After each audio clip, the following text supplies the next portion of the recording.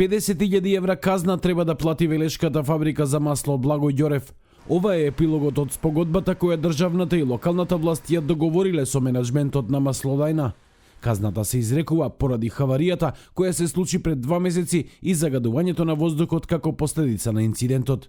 На седницата се склучи и подпиша спогодба од сите три страни, Комисијата за спогодување, Благој Ѓорев АД Велес и овластениот инспектор за животна средина во општина Велес, Билјана Шуркова Манаскова, за плаќање на глоба во износ од 50.000 евра во динарска противвредност за правното лице, која треба да се плати во рок од 15 дена. Спогодбата има сила на извршна исправа.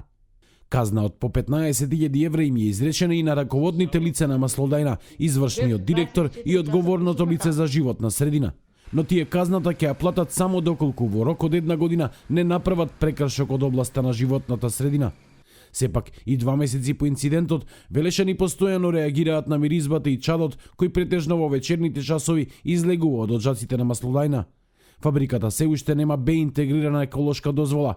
Проблемот се трите котли, од кои еден е на мазут, гориво кое по согорувањето енормно го загадува воздухот. Последната хаварија, која е 4-та годинава, се случи пред 2 месеци, кога се само запалија 400 тони сончогледови пелети во силос во кој не работела ниту сондата за температура.